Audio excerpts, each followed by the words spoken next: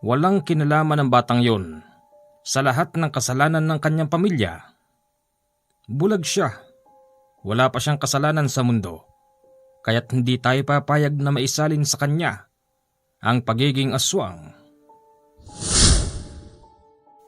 Kahit naman ho ako merong karamdaman at sa tingin ko'y hindi na ako magtatagal, ibubuhos ko pa rin ang oras ko sa kanya para siya bantayan hanggang sa ako'y bawian ng buhay. Sa unang pagkakataon gagawin ko mga ganito. Hindi ko talaga gawain to pero para maisalba ang buhay at kaligtasan ng isang batang walang mawang. Susunod po ako, Tata Soliman.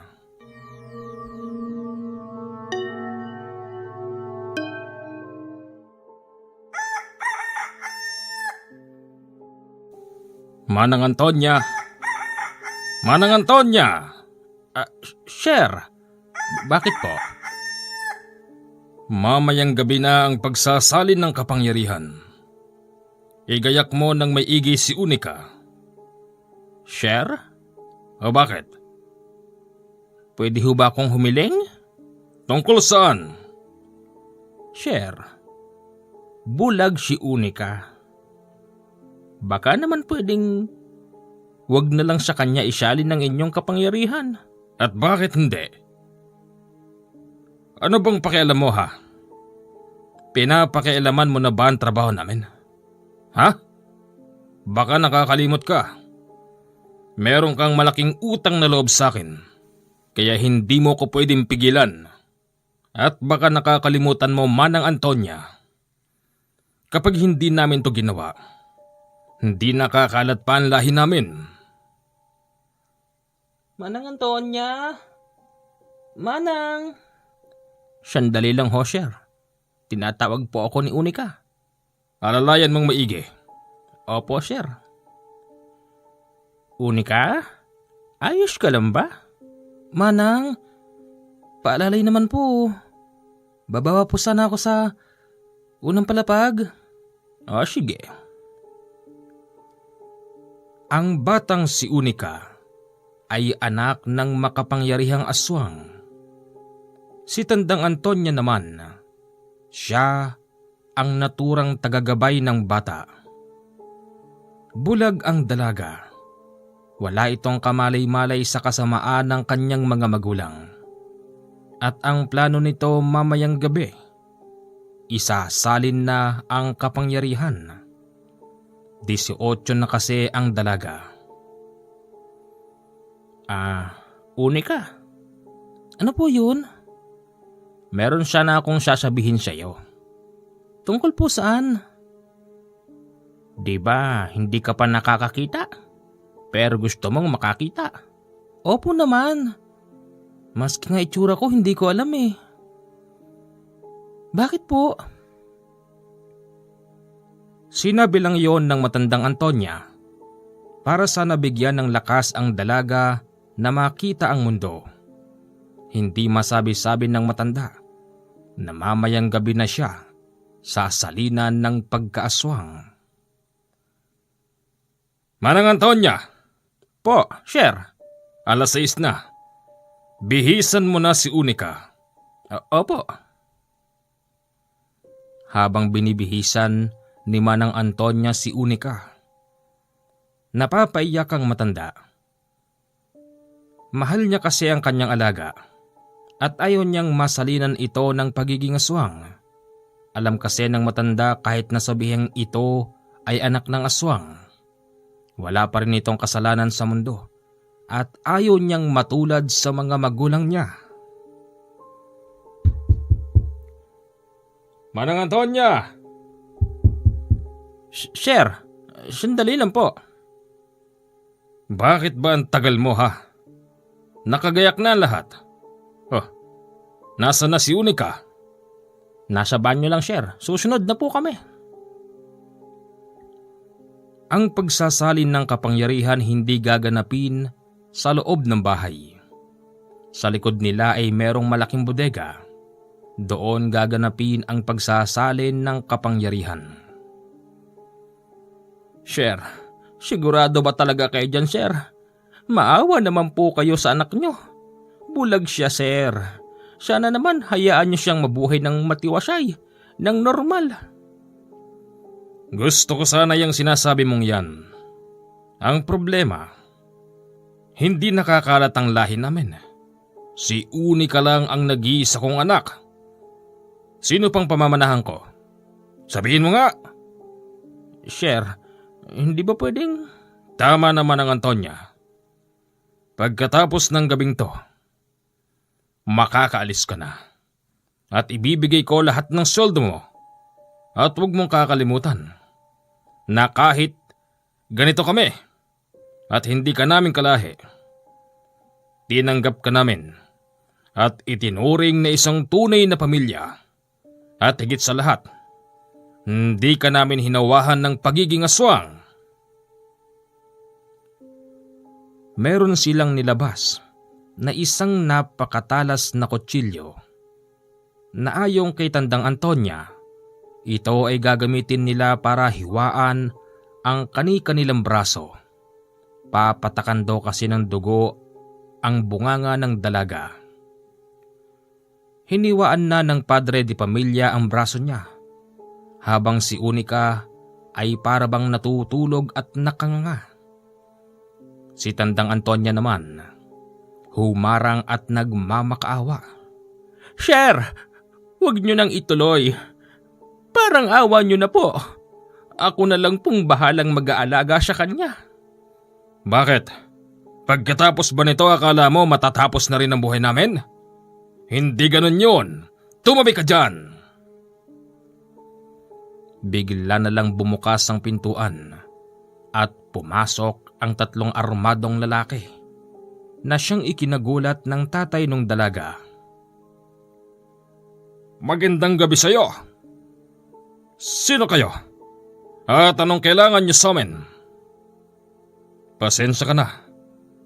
Marami kang masyadong ginawang kabalbalan, kaya't napapanahon na para singilin ka. Tinutukan sila ng baril ng mga yon. Ang ginawa noon ni Manang Antonia, tinakluban ang dalagang walang malay at pinagbabaril yung tatay ni Unika, mga pinsan nito at ang mga kamag-anak na dumalo. Bulagta lahat ang mga yon. Tapos noon umalis na yung 3 mga armado. Tanging si Tandang Antonia at si Unika ang nabuhay nung mga oras na yun. Diyos ko Unika, halika, sumama ka sa akin. Binitbit ni Tandang Antonia si Unika nang walang malay. Dinala niya ito sa kanyang probinsya, kung saan ang probinsyang mahigit 3 dekada na niyang hindi niya binabalikan dahil meron din siyang naging mapait na alaala noong araw doon. Nay? Nanay Antonia? Ikaw ba yan? Ako ito. Pedge. Nay! Nagulat ang anak niyang si Pedge nang muling makita ang nanay niya. At ang mas nakakagulat pa rito, meron siyang kasamang isang magandang dalaga. Nay, buti naman naalala niyo kami. Teka, sino to? Magandang araw. Akala ni Pedge ay nakakakita ang dalagang yon. Kasi kung titignan ng kanyang mata, para ba itong normal? Siya nga pala, Unika, ang anak kong si Pedge. Pedge Unika. Magmula ngayon, dito natitira si Unika.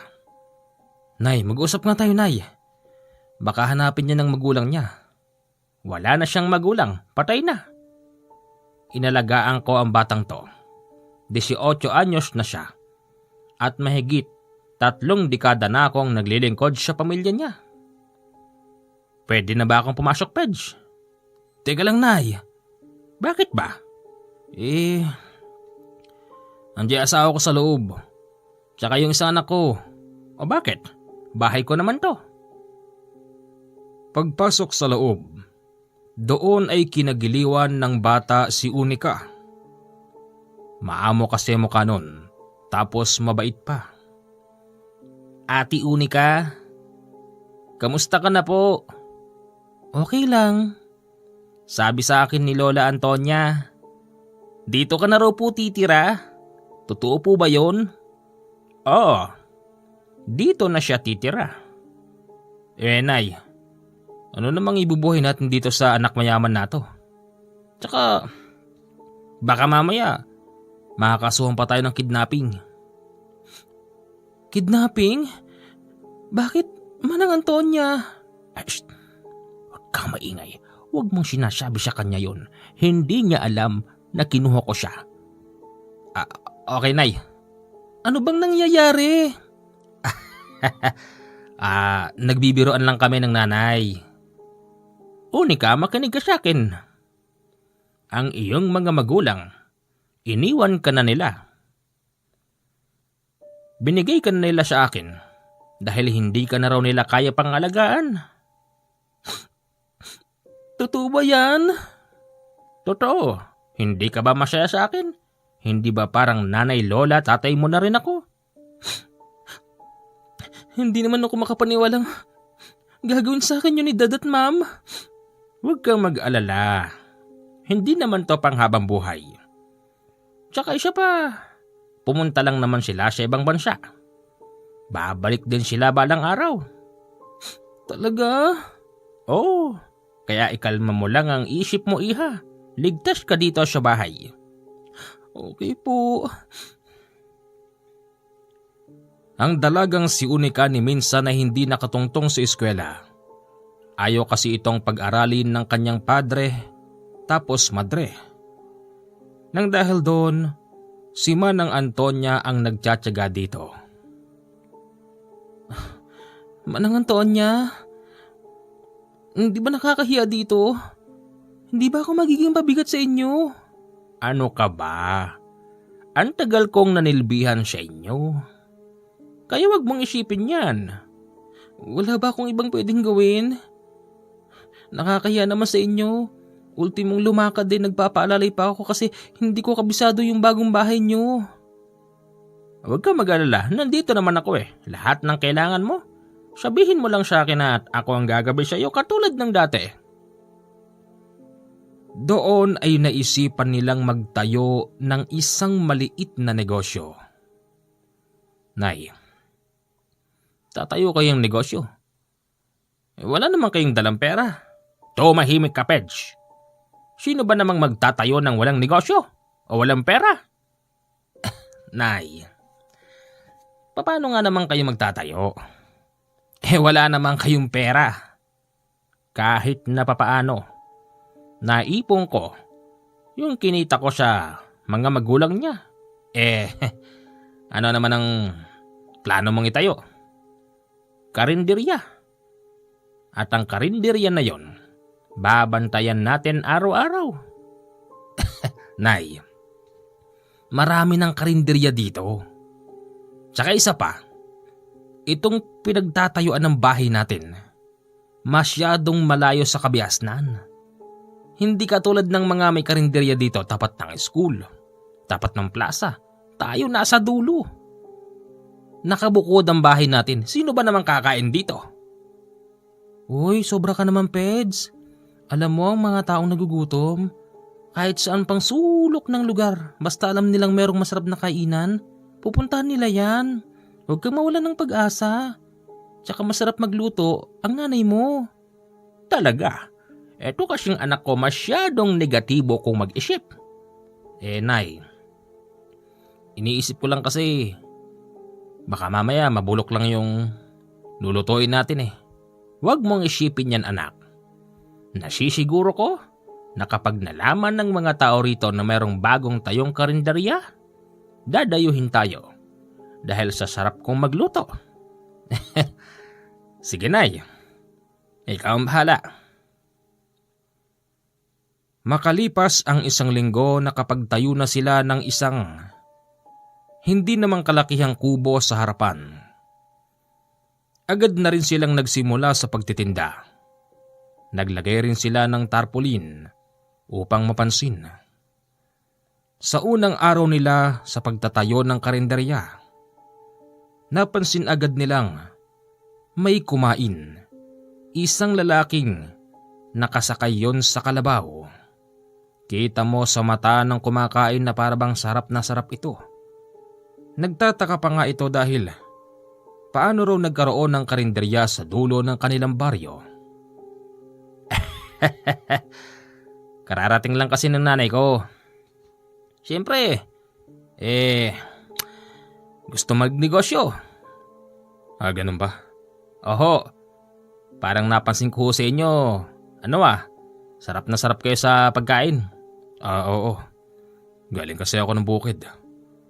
Huwag ka maglala. Ipaparating ko sa mga tao sa baryo na merong rito, bagong tayong karinderya. Ay nako iho, nasarapan ka ba sa luto ko? Oo. Ay nako, salamat naman. Kayo ho ba may-ari ng karinderya na to? Oo, ako nga. Iho, kumakain ka, bakit di mo tanggalin ang sombrero mo? Hindi ko tuloy makita yung mukha mo. Sarin ho. Siya nga ho pala. Ricarte ho. Ricarte, ikinagagala kitang makilala. O yung kalabaw mo, baka makalayo. Diyan lang ho yan. Diyan yan manginginain. Hindi yan lalayo. Ganun ba? Sige ho at maraming salamat ho. Ito na ho ang bayad. Si Ricarte ang una nilang customer sa unang araw ng pagbubukas nila ng karinderya. Makalipas ang 2 oras, ikinagulat nila. Dumagsa ang tao sa bagong tayong karinderya. Nay, ang daming kumakain! Talaga ba? Marami? Kaya pala ang ingay. Nako, Unika, pasensya ka na't medyo minaliit ko yung plano nyo ng nanay. Di ko akalain na dudumugin pala tayo ng tao sa unang araw pa lang. Ang sabi sa akin noon ni Manang Antonia, yung unang customer daw sa unang araw, o kaya naman sa pagbubukas ng umaga, yun daw ang nagdadala ng swerte. Sino? Si Ricarte? Oo. Sabagay. Pag sinabi nga naman noon ni nanay na buhay naman siya pampaswerte, nagkakatotoo. Ang nanay ko talaga. Sa loob ng maghapon, halos kinulang pa yung hinanda nilang pagkain. Pagsapit kasi ng nagdidilim, may kumakatok at humahabol pa. Iba't ibang klase ng putahe ang hinahain nila. Merong sisig kapangpangan, merong papaitan na gawang norte, at kung ano-ano pa. Nakakapagod ang araw na to, Nay. Pero dami natin benta. Wow, talaga? Marami tayong benta? Oo, marami. Abay, ang swerte naman nung una nating customer, si Ricarte. Palagay ko siya ang nagdala ng swerte. Kaya nga po, Ricarte. Swerte, hindi ba? Oo, tama. Siya na araw-araw siya dito. Siya nga pala, Pedge. Nay. Yung bang si Ricarte, matagal na ba siyang nakatira dito? Kasi parang ngayon ko lang siya nakita. Kasi di ba nga, nasa mahigit 3 dekada akong hindi umuwi rito sa atin. Sa totoo lang, Nay, yung si Ricarte, ngayon ko lang din nakita yan. Oh? Oo, totoo yan, Nay. Di ko nga siya kilala Kasi lahat naman ng mga taga rito, kilala ko talaga. Baka taga kabilang baryo kasi di ba nga nakasakay sa kalabaw. Baka may tinrabaho dyan sa bukid. Ganun ba? Sige. Araw-araw napakadami talagang kumakain. Sa totoo lang pinagseselosan na sila ng ibang may karinderya sa kanilang baryo kasi mas dinudumog sila kumpara sa ibang karinderya. Nandyan pa nga yung nagpepetisyon ang 2 karinderya sa barangay para ipasarado sila. Nang dahil doon, pinuntahan sila ni Kapitan sa kanilang pwesto. Magandang umaga po. Nako Kapitan, ikaw pala, kakain po kayo. Sige ho, at ipaghahanda ko ho kayo. Libre na rin po. Ganun ba?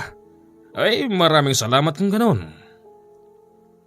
Habang kumakain si Kapitan kasama ang dalawang konsihales, tinawag nito si Peds. Kapitan, bakit ho? Beds, ikaw ba may-ari ng karinderya na to? Hindi ho, si nanay ho, tsaka po yung alaga niya, si Unika. Ganun ba? Pero sinong tagaluto nyo? Si nanay ho, ako lang ho assistant. Tsaka ho si Unika. Yung magandang babae na yon. Siya nga ho. Dalaga pa ba yun?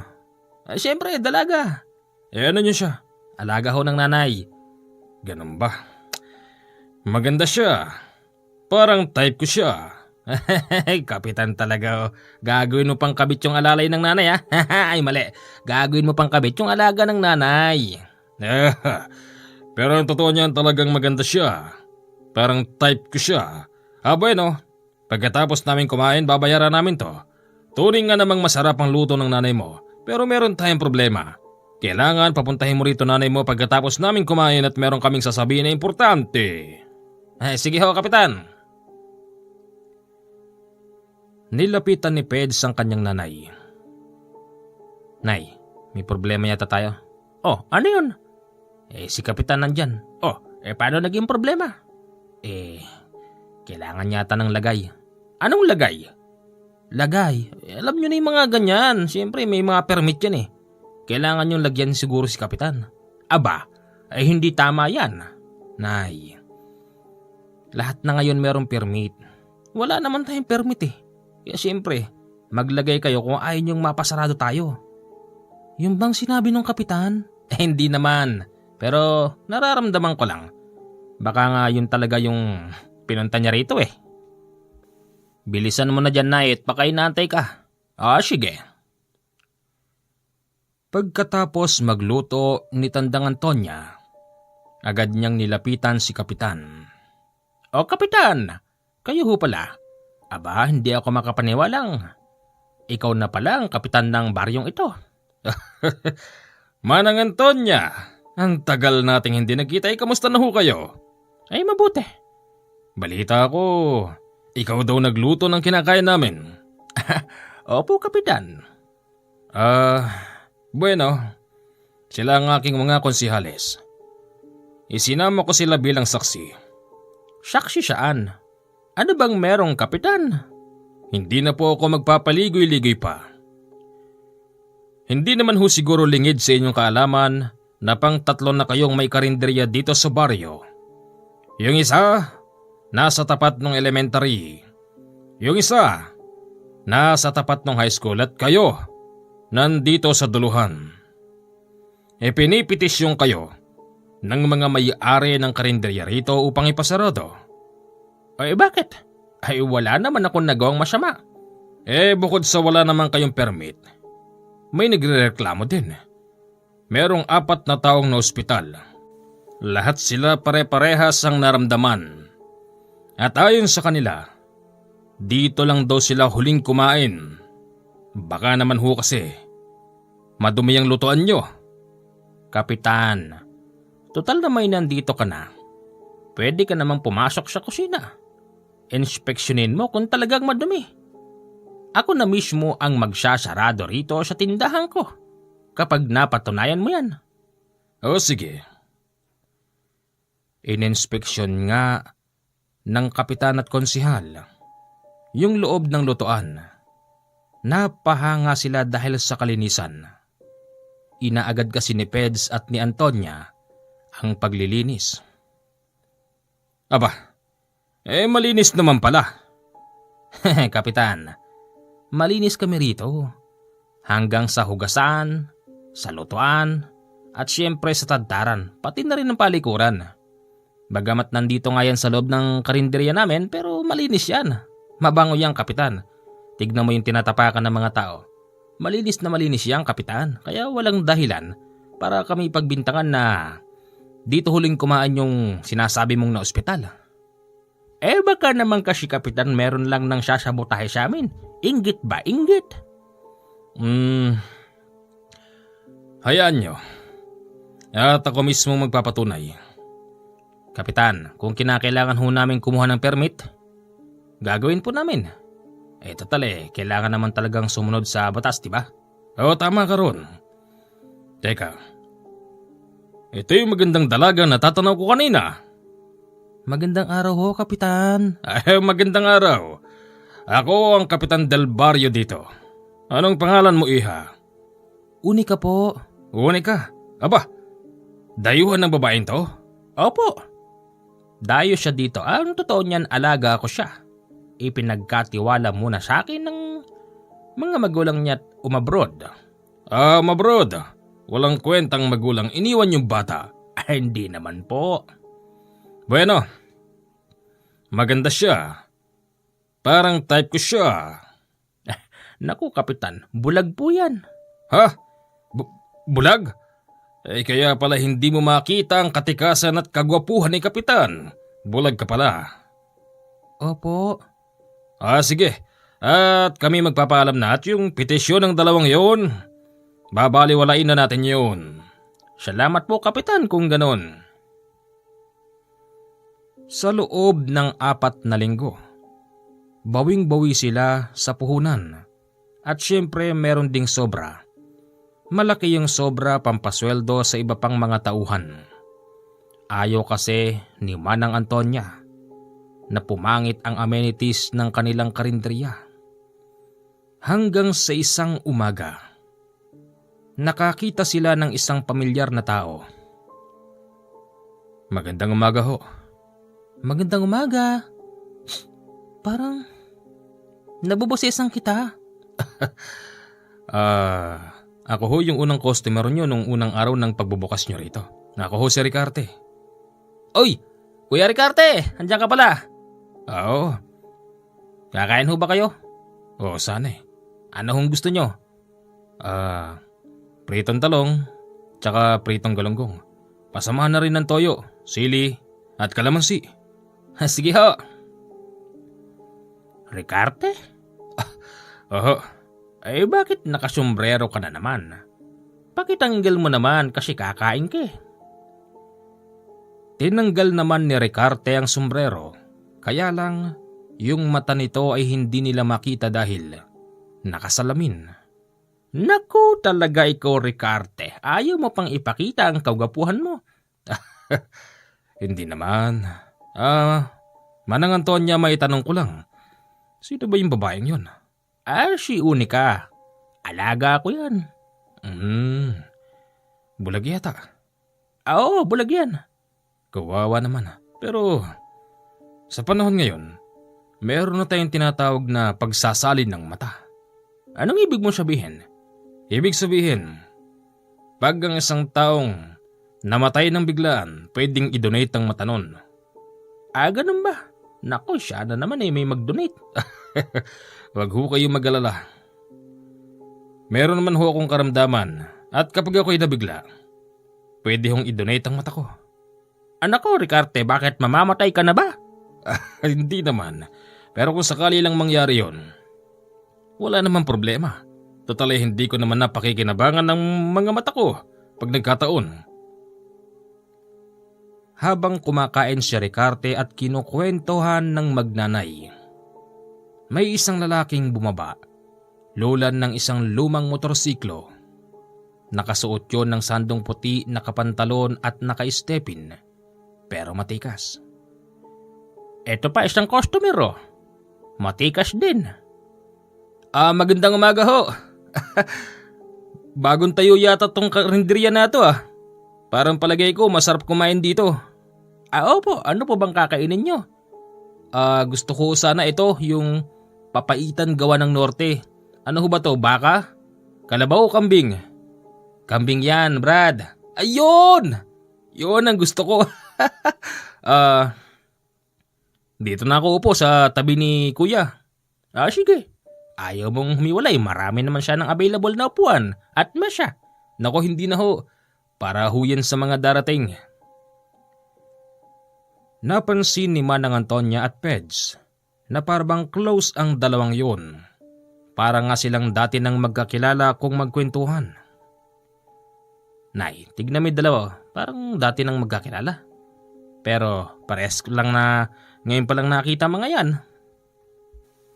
Brad, taga rito ka ba? Hindi. Ang totoo niyan, bagong lipat ako rito. Yung merong malawak na sagingan, nabili kasi yan ng amo ko. Ni Boss Soliman. Ganun ba? Ikaw? Taga kabilang baryo ko.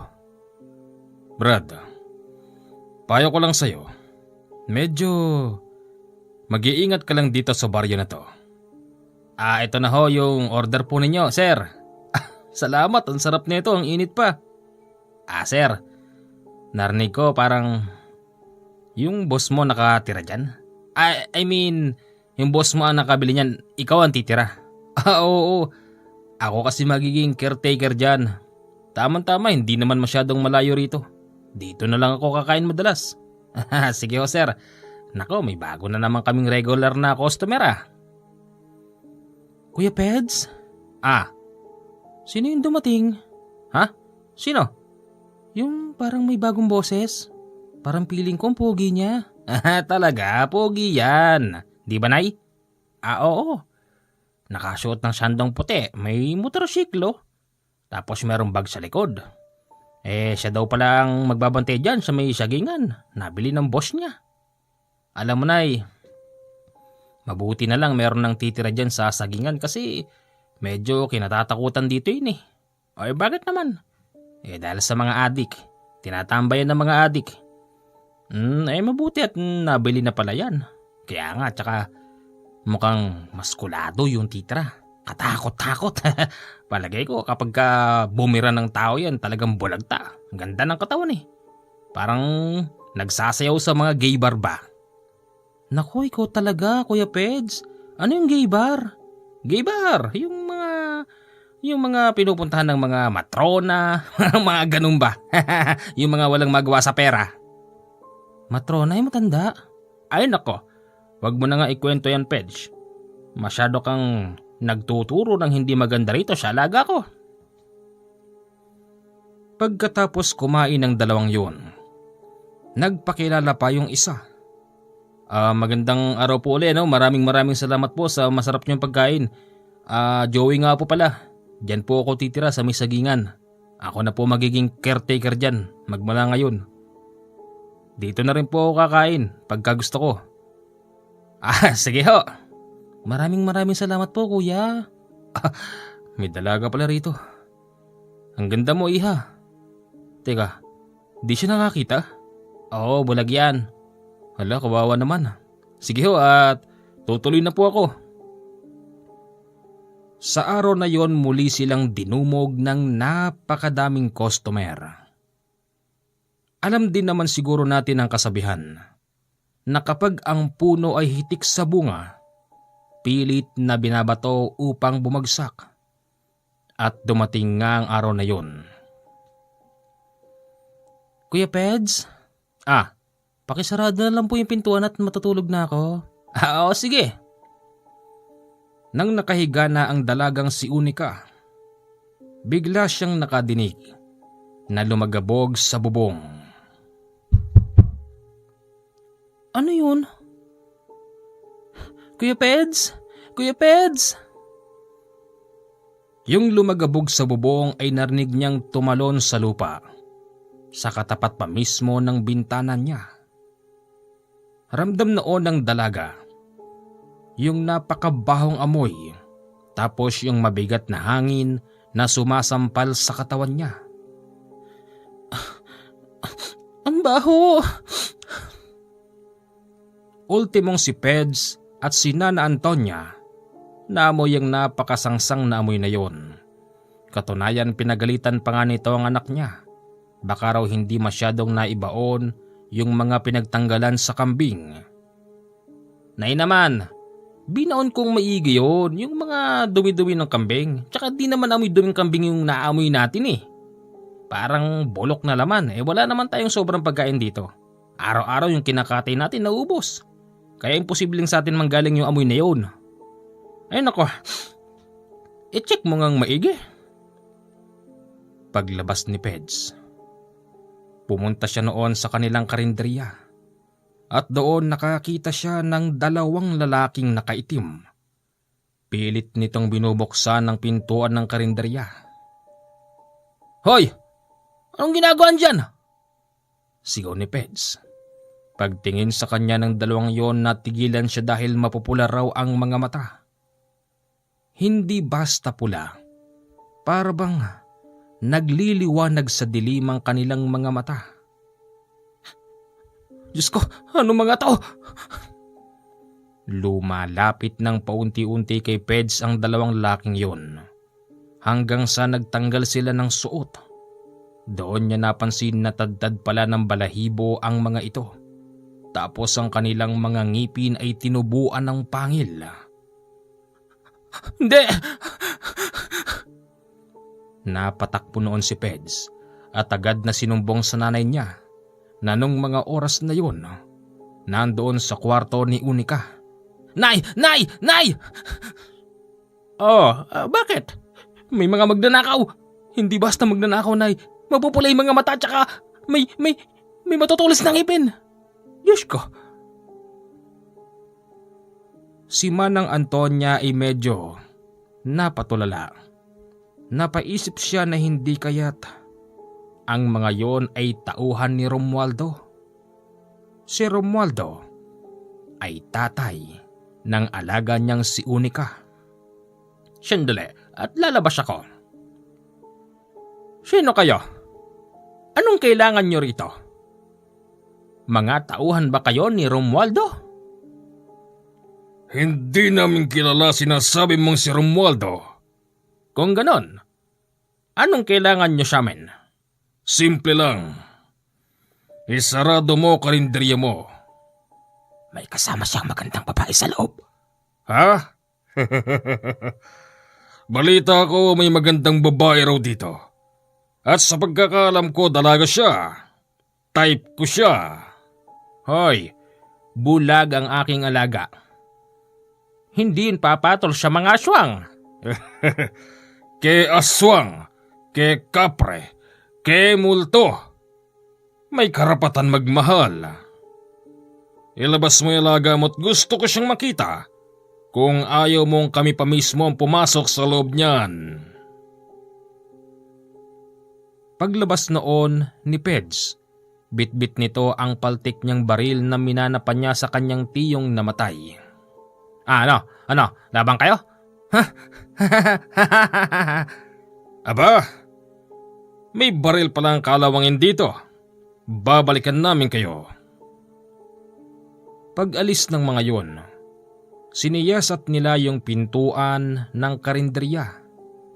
Hindi naman pala ito nabuksan, pero nakakita sila ng isang papel na may sulat at doon binasa nila nakalagay. Sabi ko na nga ba, Nay, may nag-utos sa mga yun. Gusto sigurong sirain yung mga paninda natin.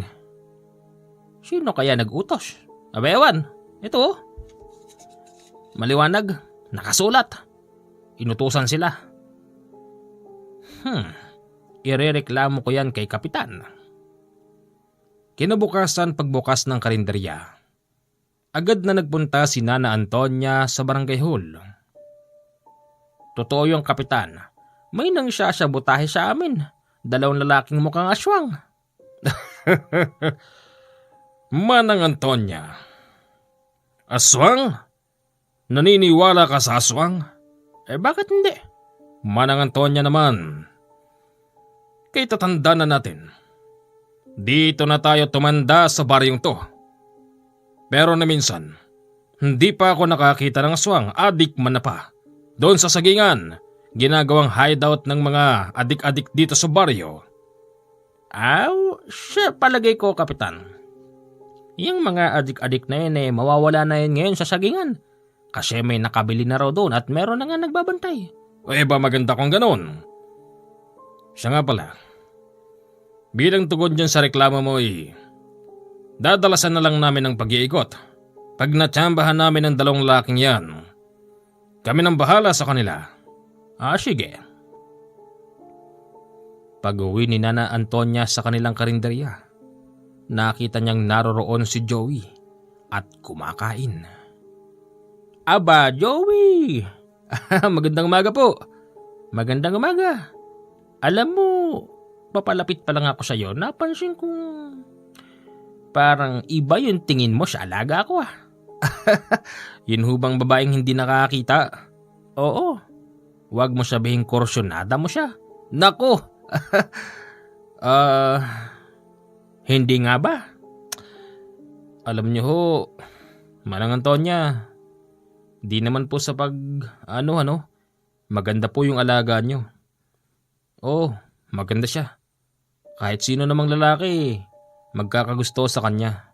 Pero siyempre dahil sa bulag siya, mahirap namang pagsamantalahan ng kalagayan ng dalaga, di ba? Kaya dapat yung mga katulad ko yung magiging kasintahan niya. Ano? Nagpapatawa ka ba, Joey? Bakit naman po? Wala naman po nakakatawa. Nana Antonia? Ito na siya, lumapit oh. Narinig yata yung pinag-uusapan natin. Siya nga pala, gusto kong makilala yung nagsasalita. Joey nga pala, Joey. Ako si Unika. Kita mo. Manang, ang bait pala nung alaga mo. Kinagagala kitang makilala. Salamat. Dito ka kakain araw-araw ha. Siyempre, saan pa ba? Sarap kaya ng luto nyo rito. Habang masarap ang kainan sa karinderya, ikinagulat nila ang pagdaan ng isang mobil. Saan kaya pupunta yun? Aba, for the first time in my history of my life, may naligaw na pulis dito. Bakit kaya? Baka may nangyari dyan. Maraming tao ang nakiisyoso nung oras na yon. Maging ang dayong si Joey ay hindi maiwasang makiisyoso. Merong isang bahay na merong bakanting lote. Sa katabi, doon nagpuntahan ng mga tao. At laking gulat nila, merong isang matandang lalaking butas ang tiyan. Nagkalat ang dugo tapos wala ng laman loob. Ayon sa mga tao ron, ang matandang yon ay meron na raw matagal iniindang karamdaman. Diyos ko! Si Benito ito! Nay, si Tata Benito yan. Ano kayang nangyari? Sino namang walang hiyang gagawa sa kanya yan? Tabi! Sir, aswang ang may gawa niyan. Anong aswang? Tumahimik ka! Kapitan, ikaw pala yan. Tika, sino to? Dayo ho yan. Yan ho yung nagbabantay ng sagingan. Hoy, kung makapagsalita ka, daig mo pa investigador. Nagsasabi lang naman ho ako ng ayon sa akin nakikita. Pues, wala akong pakialam sa sinasabi mo. Mga kababaryo, alam niyo naman noong araw, wala namang ganyan dito. Dumating lang ang taong to, nagkaroon na ng ganyan. Hindi kaya't ikaw yung aswang na sinasabi mo dyan. Ano? Ako aswang? Wala namang ganyan dito noon eh. Pero nang malipat ka rito sa baryo namin may ganyan na. Kapitan Del Barrio, sa gwapo kong to, sa tikas kong to, pagbibintangan mo akong aswang? Maraming hindi kumbinsido sa pagbibintang ni Kapitan. Sino nga namang magbibintang sa ganun kagandang lalaki?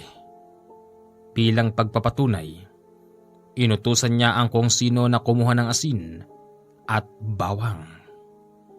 Kumuha kayo ng asin kahit sino dyan. Samahan niyo na rin ng dinikdik na bawang. Kakainin ko sa harapan niyo.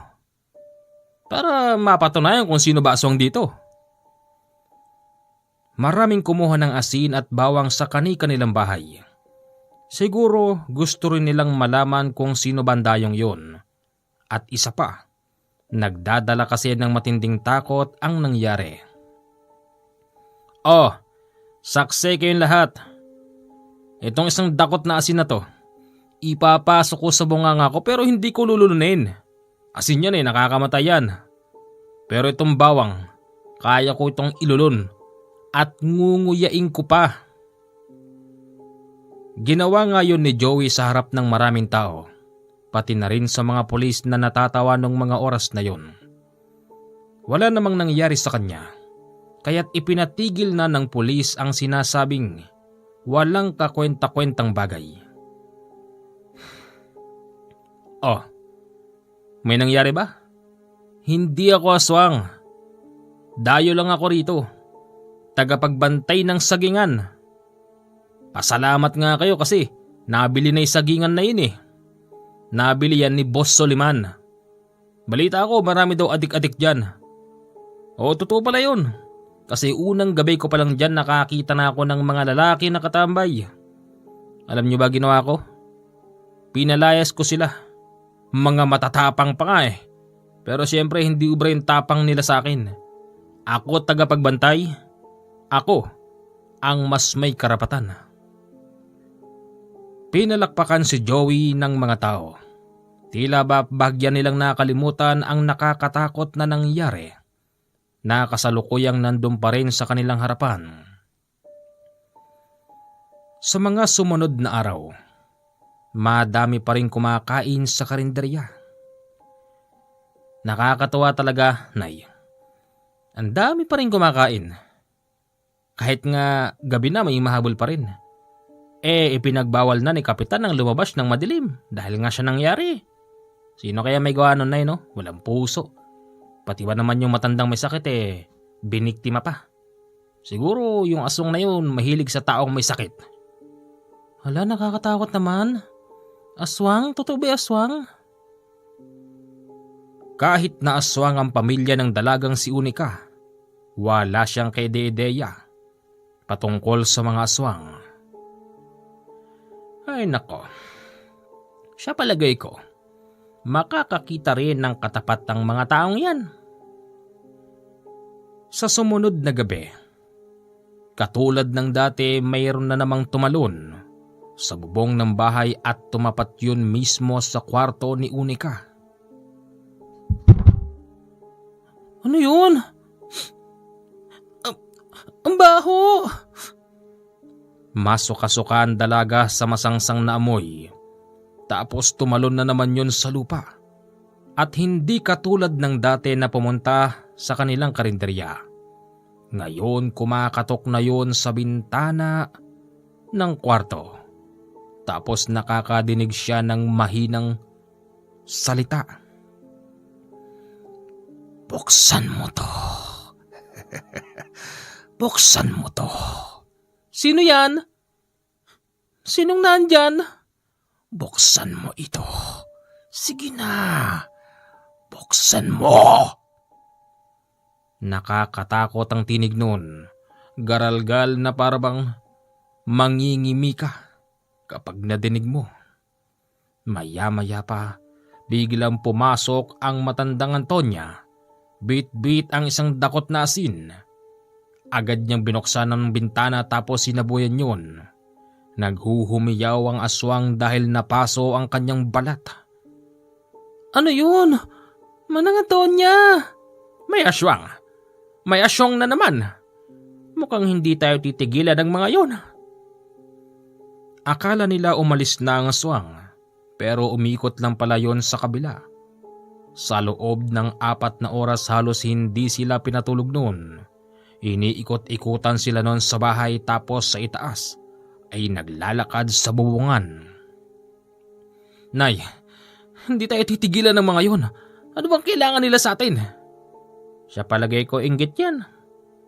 Ganyan talaga ang punong hitik sa bunga. Binabato para malaglag siya ibaba. Nay, kung yung karinderya kinaiinggitan nila, bakit tayo pinupunterya? Baka naman gusto nilang makakuha ng isa sa atin. Nana Antonia, natatakot ako. Huwag ka mag-alala, Unika. Nandito lang kami. Buksan mo. Buksan mo ito. Napatingin sila sa bintana at doon nakita na naman nila yung mahabang buhok. Nagulo-gulo tapos ang mga kamay nito'y nakahawak sa salamin ng bahay. Diyos ko, tigilan nyo kami. Sino ba kasi kayo? Ayaw mong tumigil ha? Sandali lang. Kinuha ni Peds ang kanyang baril, pero pinigilan siya ng nanay niya. Sinabi nito na kapag nabasag nito yung mismong salamin ng bahay, tsak na pati yung dila nun ay kaya nang ipasok sa loob para sila'y abutin. Oo nga Kuya Peds, wag. Baka makapasok yung dila niyan. Hoy! Ano ba kasing kailangan mo sa amin ha? Kung meron kang kailangan magsabi ka. Mahiya ka naman Brad. Yang pangit mo yan, nagawa mo pang humarap talaga sa amin? Buksan mo! Ano bang kailangan mo? Yung dalaga. Ako? Bakit ako?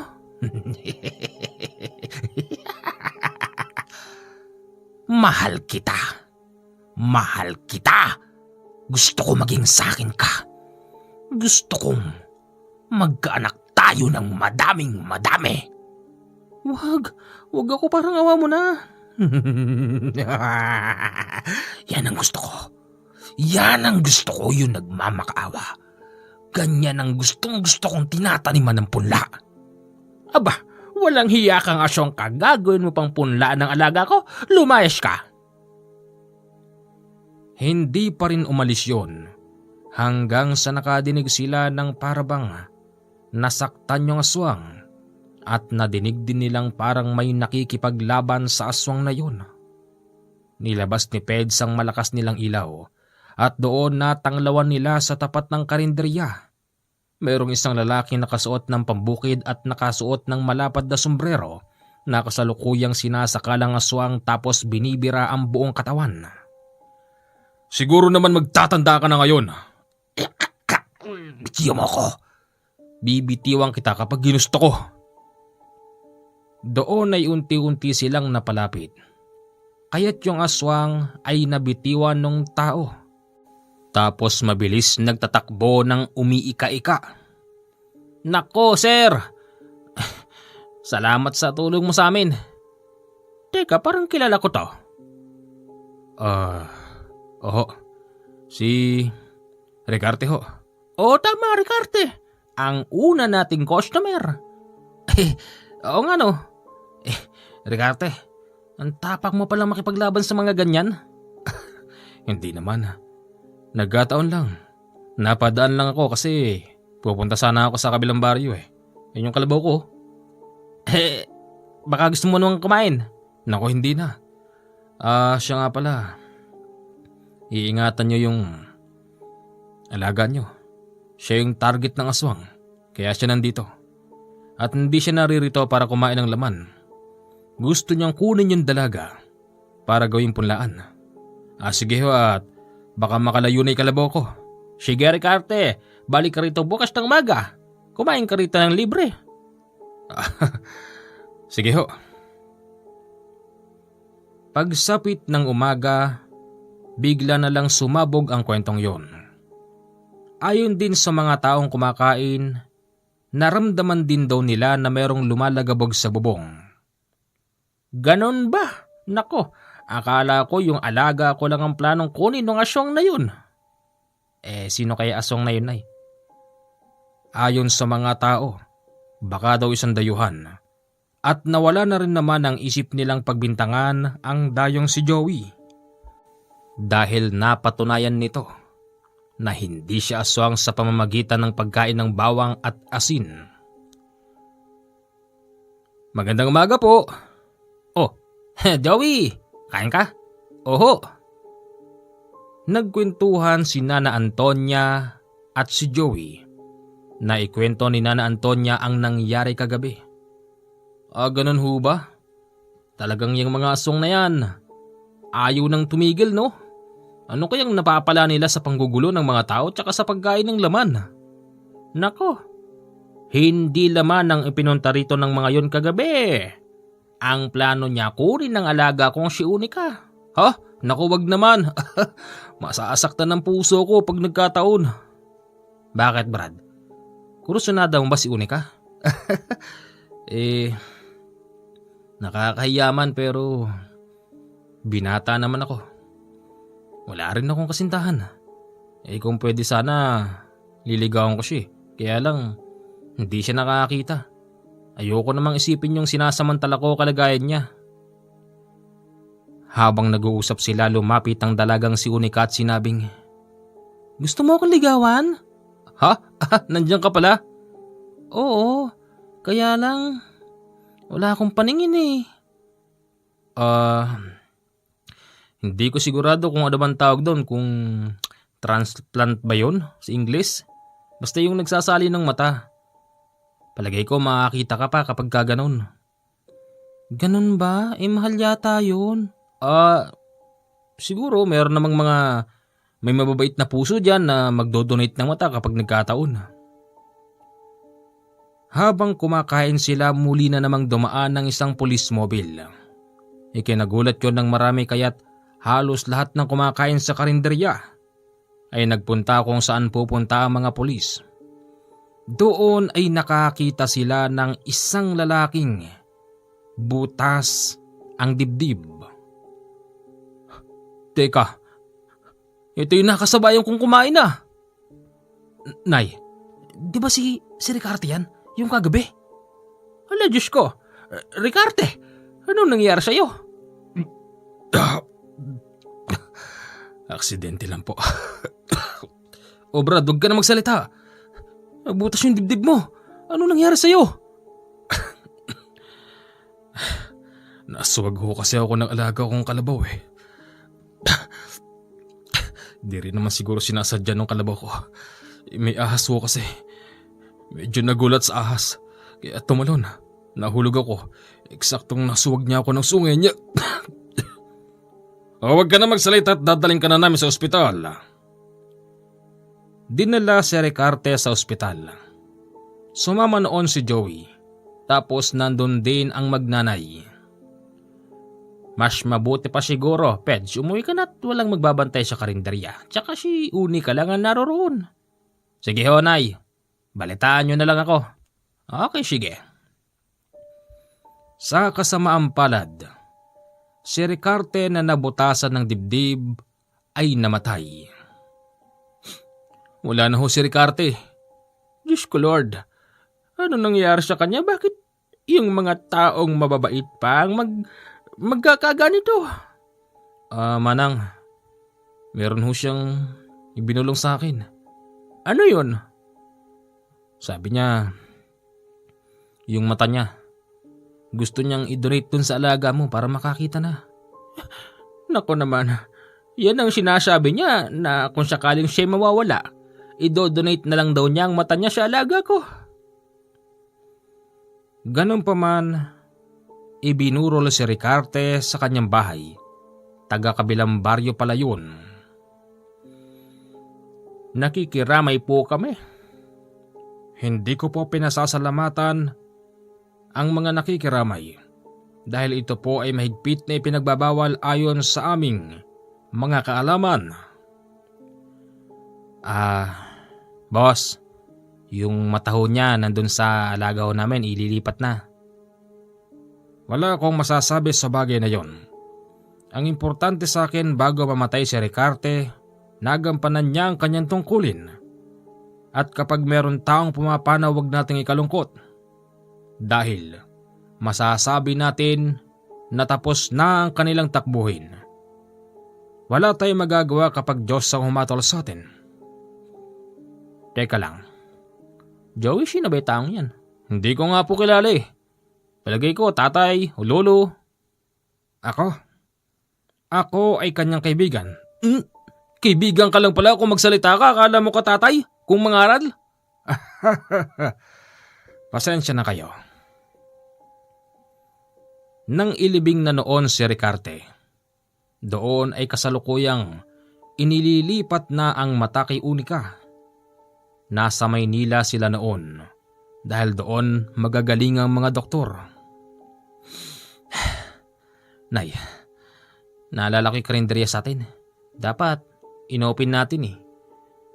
Diba? May mga tao naman tayo ron eh. Sayang kasi benta ngayon, Nay. Hayaan mo, isang araw lang naman. Kapalit ng isang araw nito ang unang beses na makakakita na si Unika. Hindi ka ba natutuwa ron?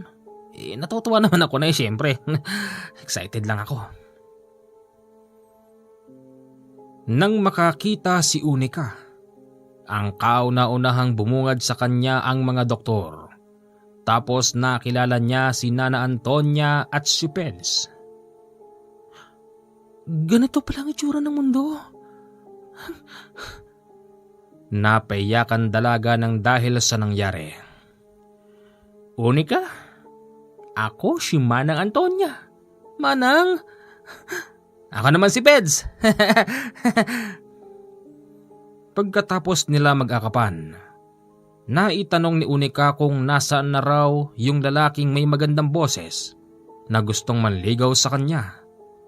Si Joey. Siyempre nandun sa kanila. Nasa Manila tayo pero babalik na tayo ngayon doon. Pagbalik nila sa probinsya doon, ay agad na nakilala ni Unika si Joey dahil sa boses nito. Joey? Ha? Ako ba? Joey! Alam ko ikaw si Joey. Kilala ko yung boses mo. Unika, nakakakita ka na pala. Congrats sa'yo. Medyo nalungkot noon si Joey. Iniisip niya kasi na baka hindi siya magustuhan ni Unika. Ano ka ba? Di ba gusto mo akong ligawan? Oo, kaya lang isa lang akong dihamak na caretaker. Sinusweldohan ng buwan-buwan. Pero binata naman ako. Wala akong asawa. At syempre wala rin akong anak. At higit sa lahat, wala akong anak kung kaninong babae. Bawal kasi. Bakit bawal? Ibig ko sabihin, sabi nung tatay ko, wag daw muna ako mag-asawa hanggat wala pa ako sa tamang edad. Kaya nga bawal. Sinusunod ko naman yung kahit na wala na sila. Bakit, Joey? Ilang taong ka na ba? Ha? 80?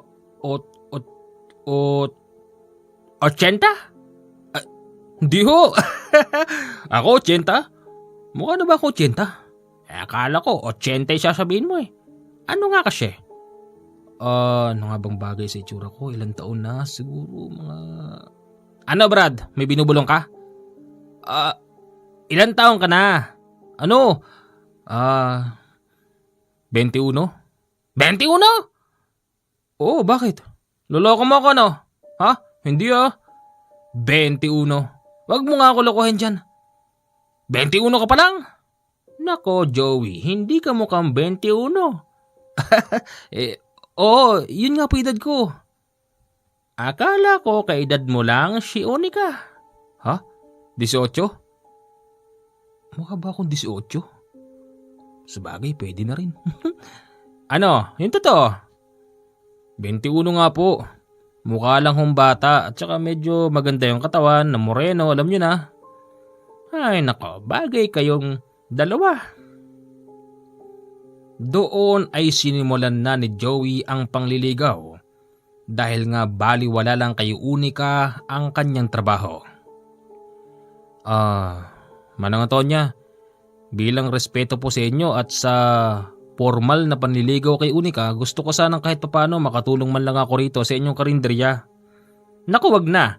Baka mapabayaan mo trabaho mo sa sagingan. Naku, hindi ho, okay lang yun. Ay sige, ikaw ang bahala. Ang problema, nang sinimulan ni Joey ang panliligaw, tapos ang pagtatrabaho sa karinderya, doon ay naranasan ni Unika ang magselos. Dahil napapansin ng dalaga na kapag si Joey ang nagsiserve sa mga kababaihang kumakain, kapansin-pansin ng kilig. Medyo nakakapagod din Unika, anong problema nun? Ewan. Unika! Aray? Bakit mo ko sinampal? Ang landi-landi mo? Ano? Teka, paano ako naging malandi? Akala mo siguro hindi ko nakita yung mga babaeng tumitili sa'yo? Ano ka ba? Nagsiserve lang ako. Sabi ko, eto na po yung order nyo. Masama ba yun? Oo. Kasi, yung dimple mo nakakaakit masyado. Kilig na kilig naman yung mga babae. Akala mo, Seselos si Unika oh. Unika, huwag ka na magselos. Lecheng mata to. Kung kailan nagkaroon na ka muna ng mata, ngayon ko pa naranasan ng ganito. Ano ka ba, Unika? Natural lang naman sa mga kabataan ng magkaroon ng crush na tinatawag. Hindi ko naman kasalanan maging gwapo, maging magandang lalaki ba't maganda yung katawan. Pero syempre, ang pinaka-importante doon, hindi kita ipagpapalit sa kanila. Ikaw lang, panghako. Talaga? Oh, promise. Maniwala ka sa akin. Sabi mo yan na, nagsiselos kasi ako eh. Uy, nagsiselos?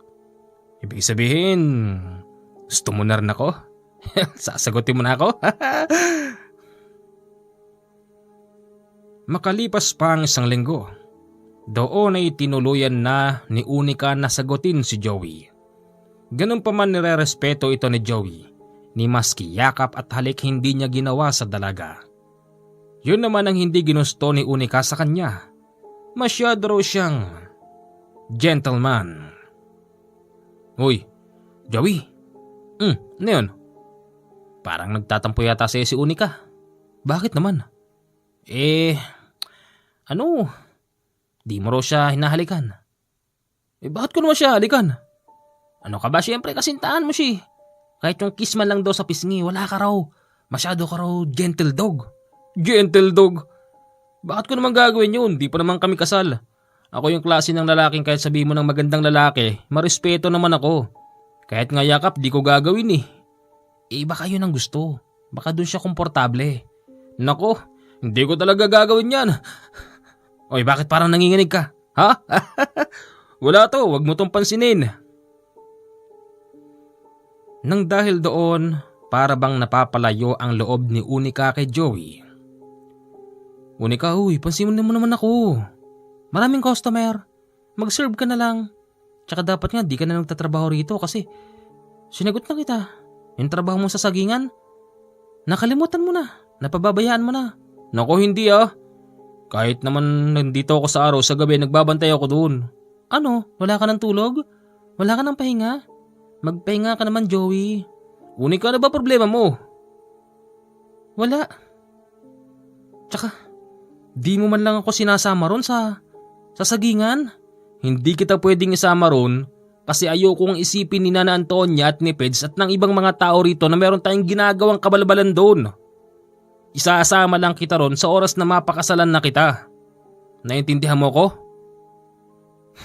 Ikaw bahala. Nang dahil sa paghahanap nito ng kalinga, isa yon sa nagtulak para pumasok ang ibang lalaki sa buhay ng dalaga. Isang araw, hindi nakapunta roon si Joey dahil dumating ang amo nitong si Soliman. Kasalukuyan siyang pinagpuputol ng mga patay na saging. O bakit? Bakit wala siya rito ngayon, Kuya Peds? Nakita ko nagpuputol ng saging tsaka merong matandang nagmamando sa kanya, boss niya yata. Ganun ba? Hello? Tao po. May kakain yata. Pagtingin nila sa pintuan ng karinderya, bumungad sa kanila ang isang lalaking nakapolo ng kulay pula. Naka-slacks ng itim tapos nakamatulis na sapatos. Nakatakin din yon tapos hagod na hagod. Ang buhok nito. Umaalingaso din ng napakabangong amoy nung lalaki. Kakain po kayo? Siyempre. Sinidalagan yun. Teka nga, kakain ka ba o?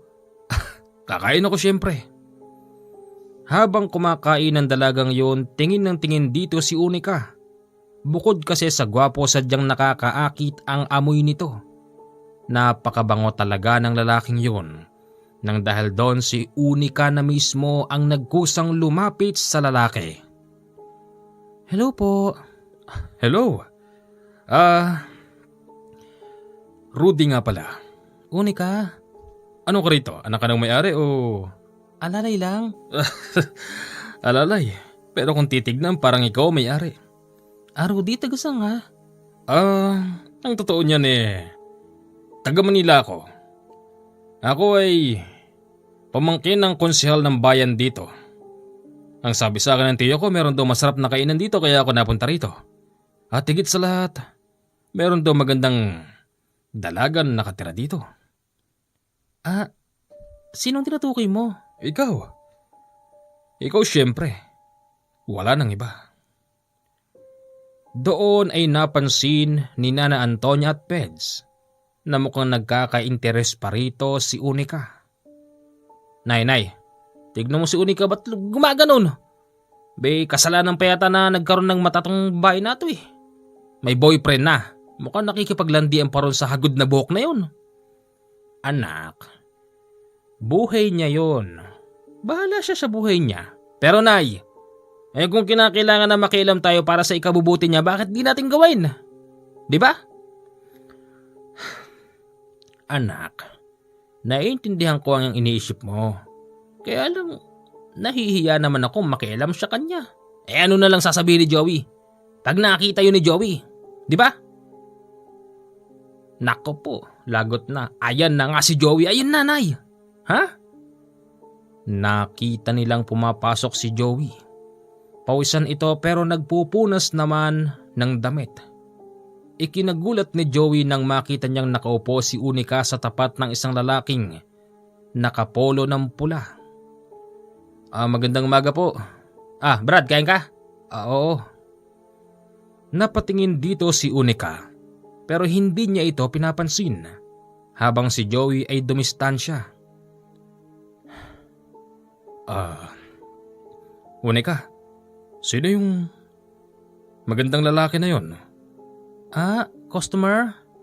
Customer. Kala ko kasintahan mo Hindi ko kasintahan yun. Nadismaya si Peds at si Nana Antonia dahil sa kanilang nadinig. Habang si Joey ay patingin-tingin lang.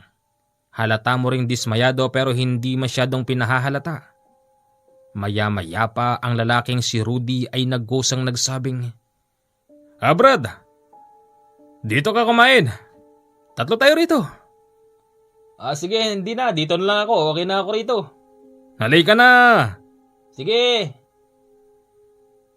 Nagkusa si Rudy na tumapat noon kay Joey bitbit ang sariling pagkain habang si Unica ay tumabi rin sa kanila. Brad, tatapatin na kita. May gusto ko ba sa kanya? May gusto? Hindi mo ba alam? Na ano? Hindi lang pagkagusto. Kasintahan ko yan. Ganun pa? Bakit naman di mo agad sinabi? Sabi mo, customer. May sinabi ba ako? Oo, sinabi mo yung kanina. Nako, wala yatang sinasabing ganun si Unica di ba? Di bale. Magpapaalam na ako. Heto nga palang aking calling card. Pag may kailangan ka, pag may nangyari, itawag mo lang sa akin. Brad, alis na ako. Sige, umalis ka na. Baka pitikin pa kita Huwag kang masyadong siloso, Brad. Tsaka isa pa, wala ka pa rin namang karapatan sa kanya. Hindi pa naman kayo kasal. Yung kasal nga, naagaw pa Kayo pa kayang... Malis ka na! Oo, bayaran mo yung kinain ko. Oo, babayaran ko yan. Joey. Ano yun? Mukhang ngayon ko palang nakita yung galit mo Hayaan mo na. Pasensya na kayo sa nangyari. Si Unica ay parabang dismayado. Pumasok ito sa loob ng bahay at sa loob ng maghapon hindi ito nagpakita. Kinabukasan, laking gulat ng magnanay dahil wala si Unica sa kanyang kwarto. Nay! Wala doon si Unica! Ano? Nay, may sulat. Base sa sulat, lumayas na raw ito. Wag na raw siyang hanapin dahil sasama na siya kay Rudy. Diyos ko naman, bata yun. Nagkaroon lang ng paningin, lumandi na.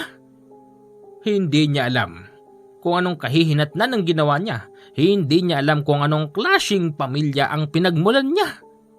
Bakit, Nay? Meron pa ba kaming hindi nalalaman? Nay? Pedge. Nakakahiyamang aminin pero yang si Unica, anak ng aswang. Ano, Nay? Anak ng aswang? Patanong, totoo yun? Matagal ako naglingkod kala Mr. Romualdo. Nagsunod-sunuran ako sa kanila para lang meron akong maipadala rito sa probinsya. At saka para ayoko na sanang bumalik dito dahil nga may mapait na karanasan ako dito noong araw. Nay, kung ganon, aswang din si Unica. Hindi. Hindi siya magiging aswang. Pero muntik na. Paano muntik na? Ang huling gabi niya, doon sa bahay na pinaglilingkuran ko, sasalinan na sana siya ng pagiging aswang ni Mr. Romualdo sa pamamagitan ng dugo niya. Kaya lang, dahil sa dami ng taong inargabyado ng pamilyang yun, sa gabing yun, may dumating na 3 armadong lalaki. 2 doon nagpaputok ng baril. Yung isa hindi nagpaputok pero nagsasalita. Pinatay ng mga yon ng pamilya nila Unica, pati mga kamag-anak. Wala silang tinira maliban sa amin 2. Saka gustuhan kong mabago ang buhay ng dalagang yun. Dinala ko siya rito kahit nalabag sa loob ko na inuwi ko siya rito at kahit umuwi ako rito talagang ayoko. Kaya lang, hindi ko akalain na kapag nagkaroon siya ng paningin, magkakaganyan naman siya. Baka naman kasi Nay, gusto na magkaanak. Siyempre, dalaga na siya. Siguro gusto niyang maranasan yung buhay may asawa o buhay na merong tumatabi. Baka yun ang namimiss niya. Oh, andiyan ka pala, Joey. Umalis na pala si Unica. Naka, umalis na nga, Joey.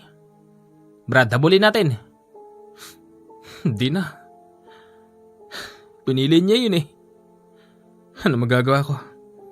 Ano nga naman labang ko ron? Binata lang ako. Binatang walang pera. Walang kayang gawin sa buhay. Kung hindi buong pagmamahal ang kayang bigay. Doon, siguro, magiging maayos siya doon. Gaganda buhay niya. Teka lang, Joey, kanina ka pa ba dyan o kararating mo lang? Kararating lang ho. So sa madaling sabi, narinig mo usapan namin? Oo, narinig ko na anak siya ng aswang at pinatay ang buong pamilya niya. Alis na ho ako. Teka Brad! Sige, alis na ako. Mangiyak-ngiyak si Joey nung mga oras na yon. Para bang hindi siya makapaniwalang ipinagpalit siya ng babaeng dating bulag. Yung tipong nagkaroon ka lang ng paningin pero nakuha mo pang manakit ng damdamin ng isang lalaking nagmamahal sa'yo. Kinabukasan, pumunta si Nana Antonia at Ped sa bahay nila Rudy. Dahil nga ang pagpapakilala nito, pamangkin siya ng konsehal ng bayan sa kanilang bayan. Wala rito yung taong hinahanap ninyo. Hindi kilala ang taong yon. Pero konsehal, sabi niya pamangkin mo raw siya. Wala akong pamangkin na ganoon. Naintindihan ninyo? Nakakabala kayo sa trabaho ko bilang konsehal ng bayan at marami pa akong ginagawa rito. Umalis na kayo. Diyos ko po. Siya na'y ayos lang si Unica. Sino ba'y walang hiyang lalaki nagpakilala na yon? Pero palagay ko na'y niloloko tayo ng konsehal eh. Tignan mo yung mukha ng konsehal at tandaan niyo yung mukha ng Rudy na yon. Parang hawig eh. Oo nga, napansin ko yon. Niloloko nila tayo. Itinatago ng konsehal na yan ang pamangkin niya. Nang dahil sa pagdududa hindi sila tinigilan ng magnanay. Ganun pa man, hindi na sila nilabas nito sa bahay. Ganun po ba? Hindi kayo pinapasok? Hindi talaga, Joey. Huwag kayo mag-alala.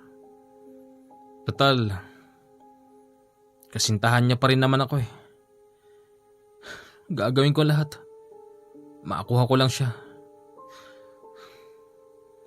Kinabukasan kasama nila si Joey na pumunta roon at hindi na pwedeng itago pa ng konsihal ang kanyang kasintahan kasi kitang-kita nilang nandun ito sa ikalawang palapag ng bahay. Oh, Joey, si Unika oh. Ba't ayaw mo magsalita? Natulala si Joey nang makita nitong hawak-hawak ni Rudy ang kanyang kasintahan. Suko na ako.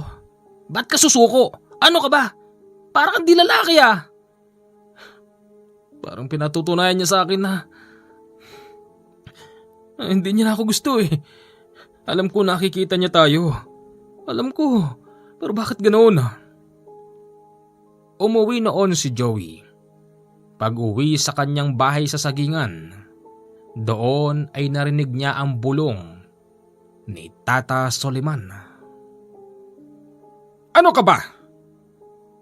Bakit di mo gawin ang trabaho mo? Hindi ho ako pwede magpahalata. Mahahalata po tayo na binabantay natin siya. Oo nga, pero sana pinilit mong makapasok sa loob. Alam mong delikado ron ang dalagang yon. At alam mong marami na tayong iginugol na oras at panahon sa kanya. Alam ko namang naramdaman mo na aswang ang Rudy na yon. Hindi na tuluyan ang dalagang bulag na maging aswang. Baka doon siya maging aswang. Yan ang hindi ko papayagan, Nole. Kala ko Joey pa rin tatawag niyo sa akin.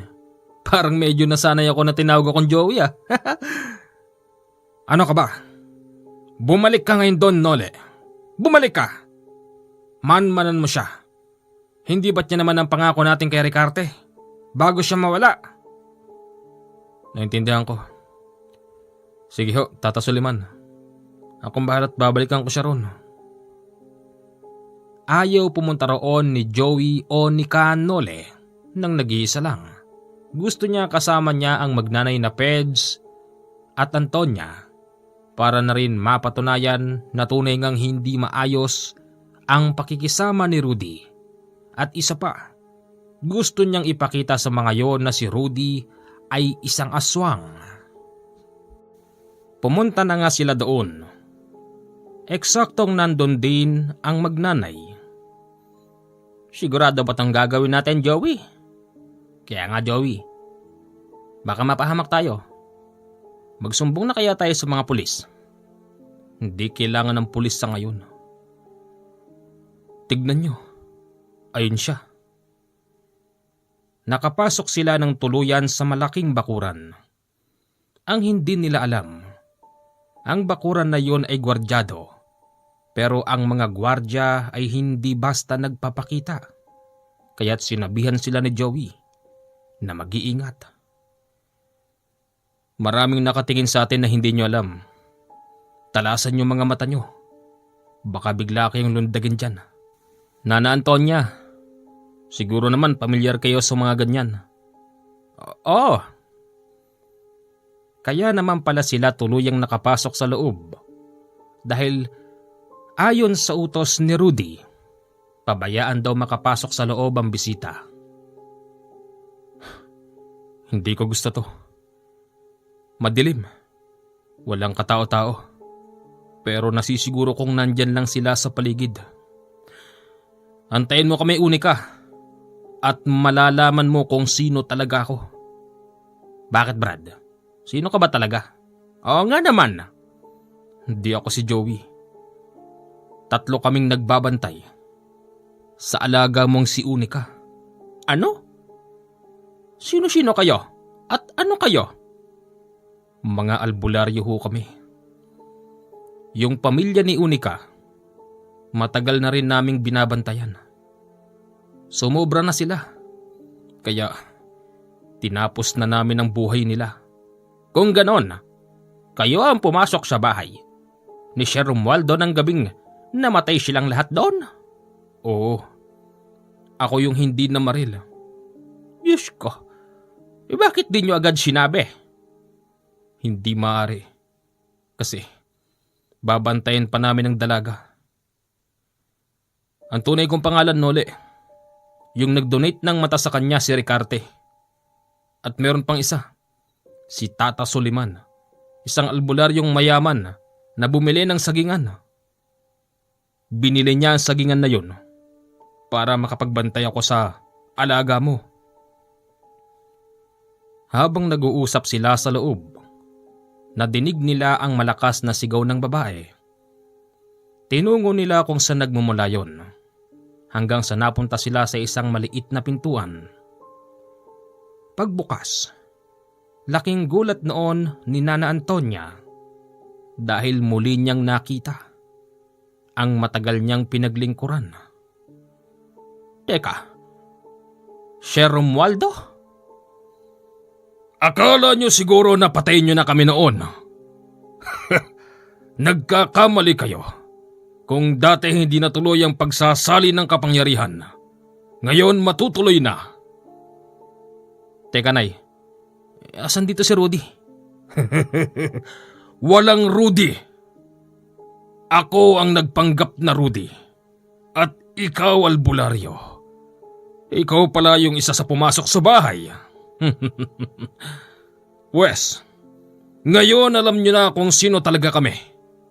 Humanda kayo ngayong gabing to. Dahil pati kayo, gagawin naming aswang. Laking gulat noon ng mag-ina. Sa likod nila ay merong umiilaw na mata. Mataas yun. Halos 3 tao ang taas. Ano to? Hindi. Rebulto ng nakakatakot na demonyo ang nasa likuran nila. Bagamat hindi naman yon nakita ni Nana Antonia nang isasalin ang pagiging aswang noon. Ang pagpapaliwanag naman ni Romualdo, hindi raw talaga matutuloy noon dahil nga hindi pagawa ang kanilang sinasambang anito.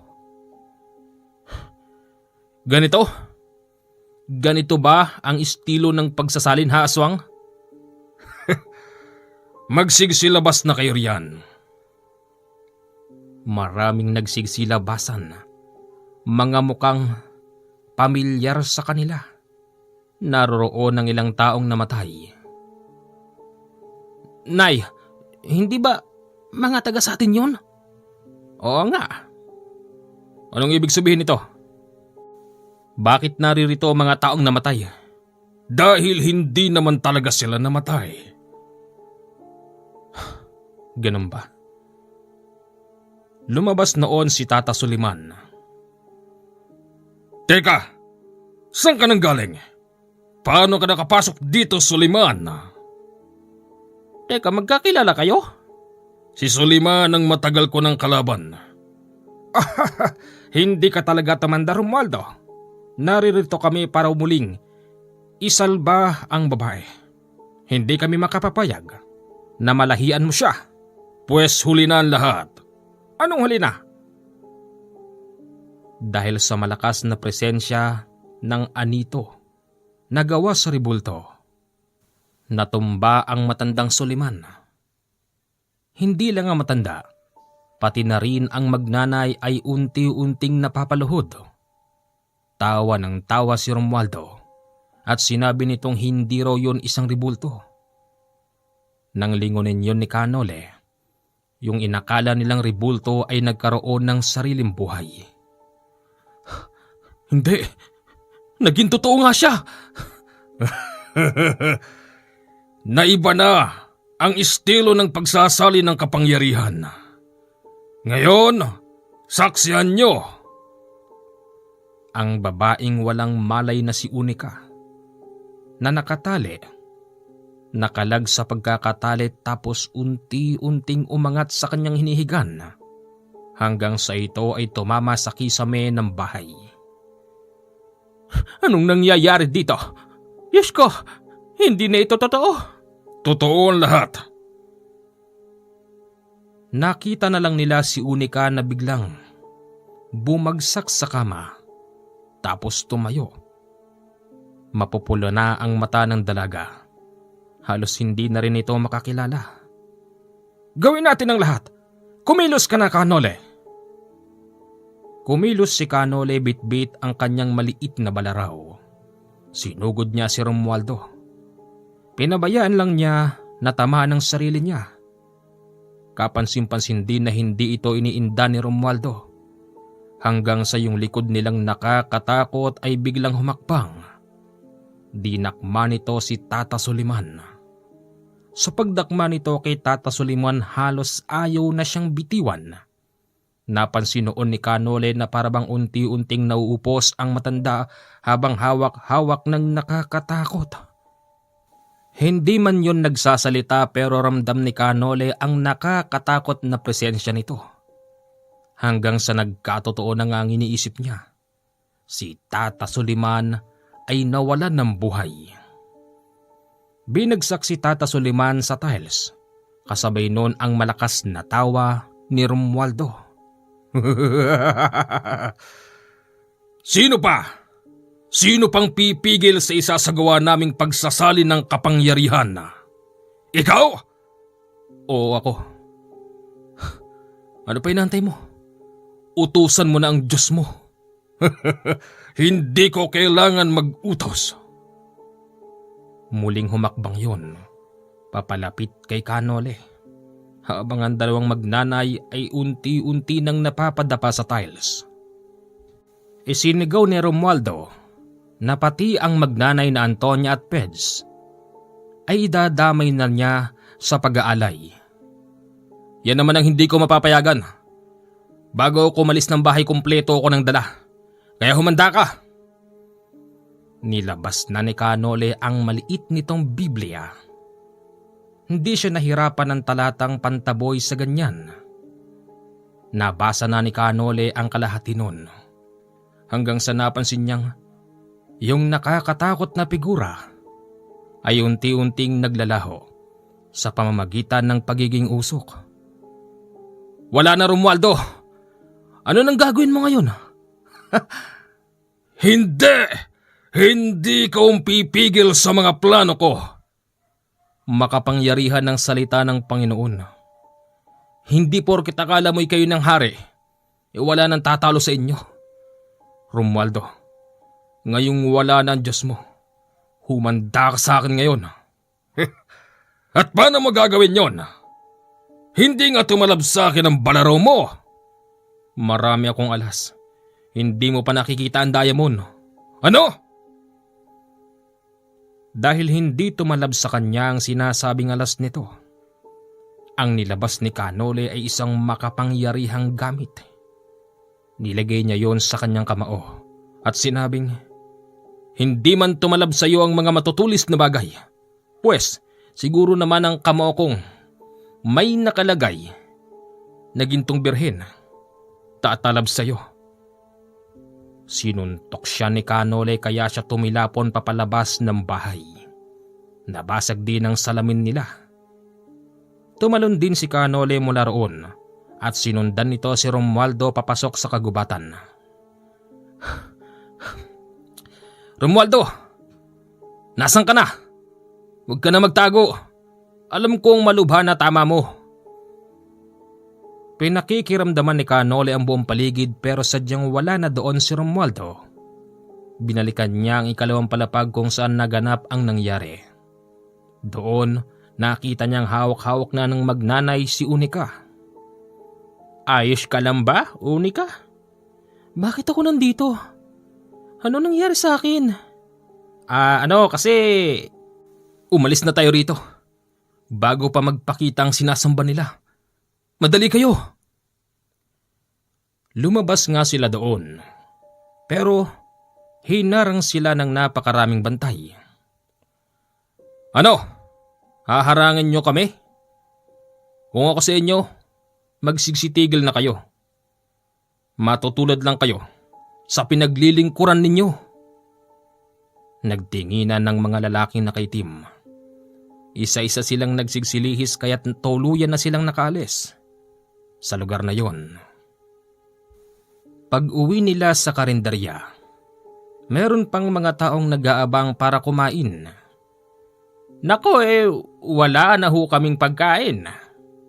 Wika ng matandang Antonia. Bumalik na lang ho kayo bukas. Mag-usap tayo. Hindi ako naniniwalang si Romualdo ang nagpakita sa atin. Marahil ginagaya na lang ito.